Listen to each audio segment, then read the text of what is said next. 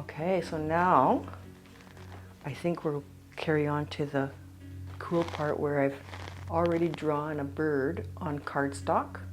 The reason I'm using cardstock is because when you start sponging and pouncing color around the edge of it, it holds up better than just paper. Paper will start to crinkle and all that.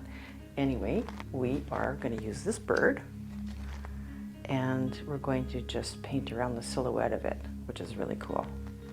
And you just need to tape it down a bit.